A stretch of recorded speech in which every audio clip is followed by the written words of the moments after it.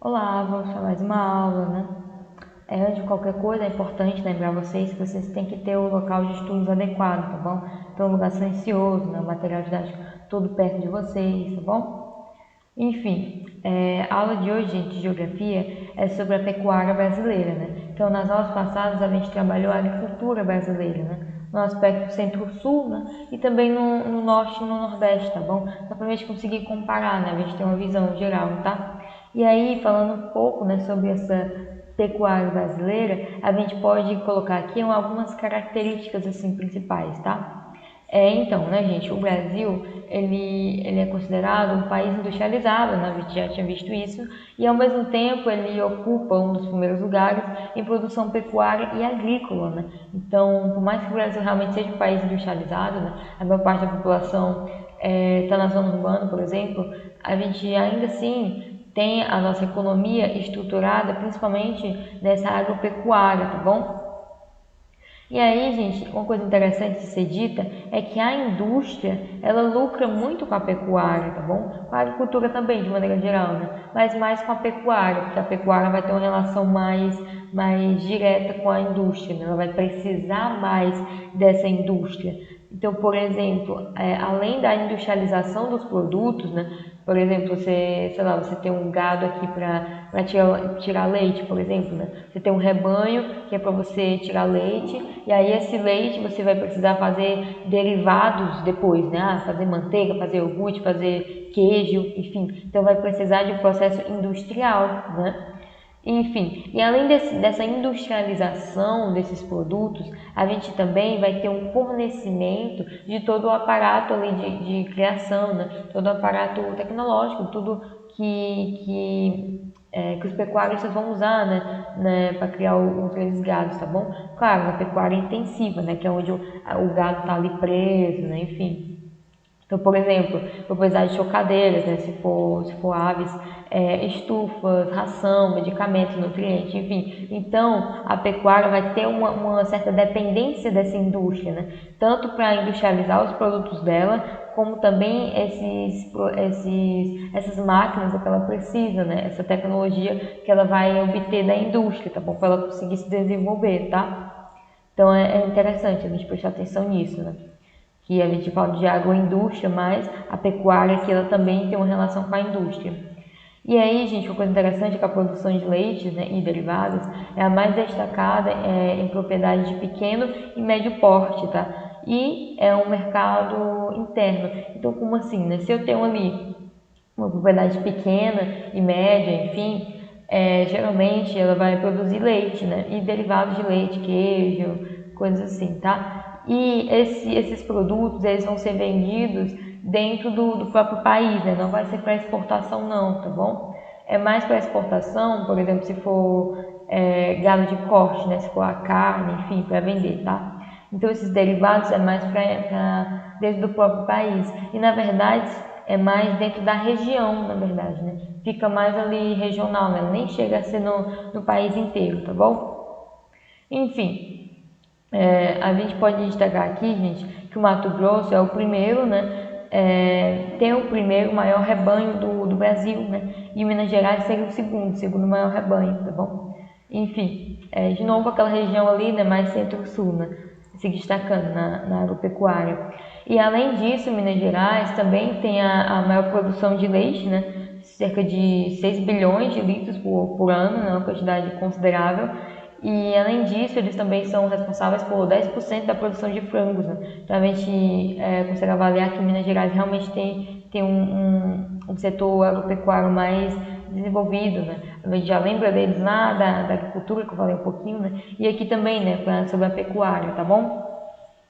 E aí, a gente também pode citar o Vale do Paraíba, né? Que é uma região, gente, que ela é interessante, porque ela está entre os dois maiores mercados consumidores, né, brasileiros, que é o mercado paulista e o carioca, né? Enfim. E aí, ela vai ser uma principal bacia leiteira da região, né? Ela vai ter uma produção de leite muito grande, tá? Extremo Oeste Paulista, né, uma região em que a pecuária moderna, né, a pecuária de corte, na verdade, que é para criar o gado para poder tirar a carne dele, né, pecuária moderna de corte, ela vai ter ali posso dizer, uma inserção de técnicas diferentes, né? Que é para conseguir manter essa modernidade, né? Então, por exemplo, algumas técnicas de zootecnia, né? Que seria, sei lá, inseminação artificial, seleção de espécies, por exemplo, né? Então, eu vou ter aqui técnicas, né, que elas serão utilizadas para conseguir modernizar essa pecuária, né, para melhorar a carne, enfim, né? Que vai ser carne para corte, vai ser carne para a pessoa comer, né? Então, são técnicas que são pensadas para melhorar esse gado, no caso, né?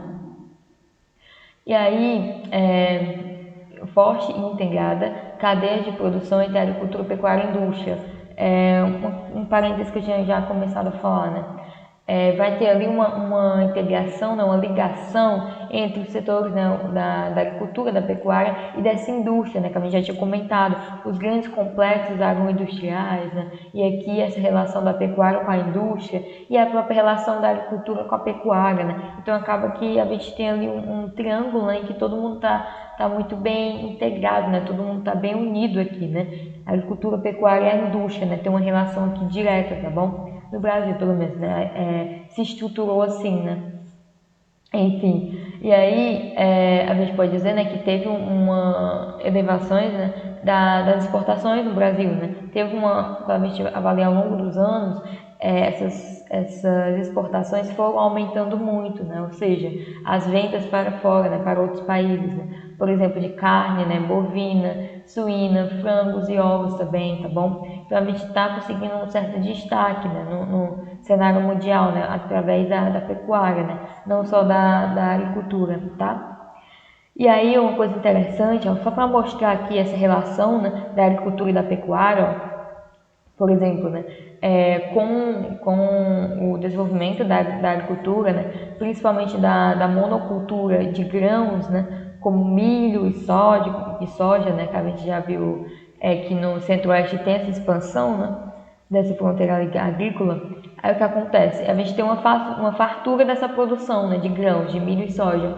E como tem uma fartura, esse milho e soja ele é utilizado principalmente na ração, tá bom? Na ração desses animais, do gado, do porco, enfim. E aí a gente vai ter uma redução dos custos da alimentação dos rebanhos. Quando precisa me preocupar em alimentar o rebanho, é só comprar ali aqueles grãos, né, que estão sendo produzidos assim em alta escala, ou então pegar ali o que está sobrando, né, o excedente, e colocar para o gado comer, tá bom? E isso faz, gente, com que a gente consiga ter uma competitividade no mercado internacional, né? Por quê? Porque se eu vou ter menos custos para poder elaborar esse produto, né, que seria a carne, ela vai ser um pouquinho mais barata, né? Então isso vai fazer com que mais pessoas comprem, né? Ou seja, vai tornar a gente mais competitivo, ok? Enfim, e falando um pouquinho da região sul, né? A região sul, que a gente viu que tem uma agricultura tradicional, um pouquinho tradicional, né? Um pouquinho, né, no caso. A pecuária também vai ser um pouquinho, né? Porque eles já têm essa cultura da agropecuária, né? E aí a região dos Pampas, que é a região do sul, né? Que seria um bioma do sul, uma vegetação de lá, a gente vai ter o que a gente chama de campanha gaúcha, né? Que basicamente é uma pecuária extensiva, né? O que é uma pecuária extensiva? É quando cria o gado solto, tá bom? O gado é criado solto, ele vai comer pasto, né? Seria capim, né? Não capim, mas é uma vegetação, né? Que ele vai comer, ele não vai comer grãos, né? Enfim, aí o que acontece? A região do sul ela sofre com uma competição desleal, né? Com a agropecuária argentina, que está ali pertinho da região sul, tá bom? Por quê? Porque esses produtos argentinos, eles são vendidos ali naquela região, né? E os custos de produção é muito elevado, o custo de produção da pecuária da região sul, né?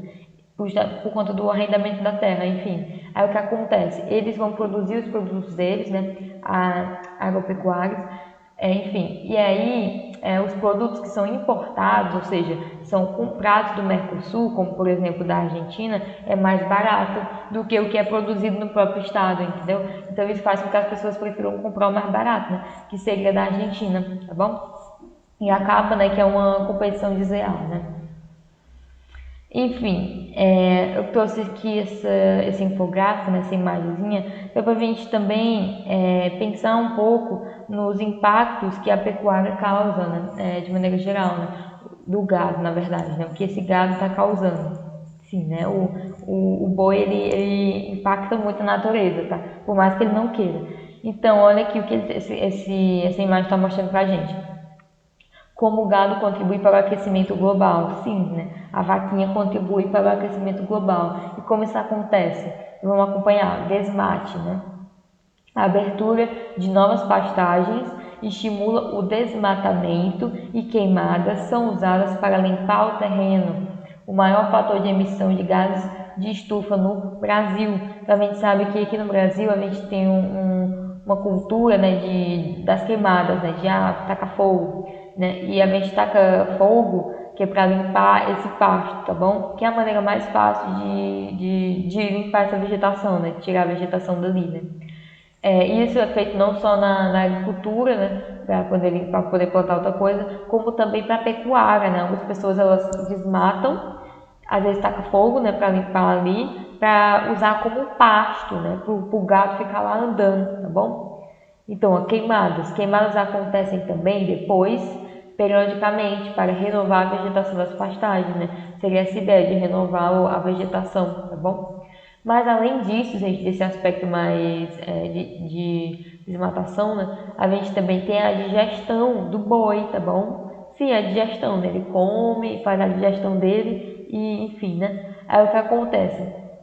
A fermentação do boi, né? A fermentação entêrica, produção, né, de gases no sistema digestivo do boi, emite metano, um dos gases de estufa mais poderosos. Então, o que acontece? A digestão do boi, gente, o boi, quando ele come alguma coisa, ele digere mais de uma vez, né? Ele come, aí ele engole, aí vai lá como se fosse o estômago, né? Mas não é o estômago, é digerido, depois volta para a boca dele de novo, aí ele mastiga um pouquinho de novo, depois engole de novo. Então, por isso que o boi está sempre mastigando, né? Enfim, mas o que é importante a gente saber aqui? Que esse processo de digestão, né, até o momento que ele faz lá o cocô dele, né, enfim, que ele defeca, até esse momento, né, quando ele defecar, ele vai acabar liberando alguns gases, como por exemplo o metano, o gás metano.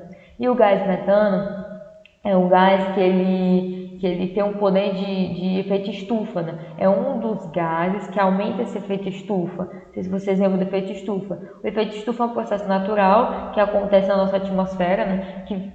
Porque a nossa atmosfera tem gás carbônico, né? E esse gás carbônico, quando o raio de sol ele entra aqui na Terra, ele é refletido, ele reflete e vai embora. Só que ele não vai embora todo. Por quê? Porque tem uma camadazinha de gás carbônico. E esse gás carbônico ele vai prender um pouquinho desse raio do sol, desse raio solar, tá bom? E isso é importante, por quê? Porque faz com que a Terra fique um pouquinho aquecida, né? E a gente consiga viver. Se não tivesse esses gás carbônicos, o sol, né, ia liberar o raio dele, né? Enfim, o raio de sol ia sair lá, ia ser totalmente refletido e a gente ia ficar morrendo de frio, basicamente é isso. Então é importante. Então o que acontece? Quando a gente tiver mais liberação desse carbono na atmosfera, se tiver mais carbono, vai aumentar esse processo. Se aumentar, vai ficar mais quente. Ou seja, a gente vai chamar de aquecimento global. Quando a gente tem o agravamento desse efeito estufa, tá bom? E aí o que acontece? Esse metano, ele serve para piorar a situação, né? Por quê? Porque ele tem carbono nele, né? Então, ele é um gás que ele aumenta esse calor, no caso, né? Então, a gente vai dizer que ele é um intensificador do aquecimento global, tá bom? E outras coisas aqui, né? A degradação de terras de pastagem e o uso de energia na cadeia produtiva da carne, né? Como transporte, enfim, também emite, né? Por exemplo, os caminhões, né, que levam a carne de um lugar para o outro, tal. Enfim. E aí, 50% das emissões brasileiras de gases estufas são consequência da pecuária, né? Enfim, né? Todos esses processos aqui, né, que foi elencado, né? Para cada quilo de carne brasileira consumida, são emitidos 300 quilos de carbono na atmosfera, tá bom? Para cada quilo de carne, gente, 300 quilos de carbono, tá? 75% dos desmates na Amazônia é associado à pecuária, né? Tem uma galera ali que está desmatando a Amazônia para conseguir colocar o gado deles ali, tá? Então eles matam a floresta, né? Eles tiram ali a floresta, às vezes tá com até fogo, né? Enfim, às vezes teve as queimadas na Amazônia, né? Não sei se vocês lembram. E aí, gente, eles fazem isso para poder criar o gado, tá? Enfim, e aqui tem só uma relação, né, entre os biomas, né, da Amazônia, no Cerrado, tá? Vamos só terminar com um exercício. Que a atividade econômica foi desenvolvida no Vale do Paraíba do Sul, como fase intermediária entre a cultura cafeira e a indústria. Então, gente, essa região, o Vale do Paraíba do Sul, ela tinha, né, uma tradição cafeira, né, historicamente, a gente tinha falado mais nas aulas passadas, e aí ela agora não, ela conseguiu se industrializar, né, mas para esse processo acontecer, ela se destacou no que eu tinha acabado de falar aqui, né, seria na pecuária leiteira, tá bom? Que seria essa produção de leite, tá? Então é uma região que foi uma produtora de leite, assim, né? Eu até disse, né, que ela tá entre ali os paulistas e os cariocas, né? Então é uma região interessante para se desenvolver, tá bom? Enfim, espero que vocês tenham entendido, né? Se vocês tiverem alguma dúvida, vocês podem rever a aula, outras aulas, acesse o site da escola e a agenda digital, tá bom? E é isso, gente. Até a próxima aula.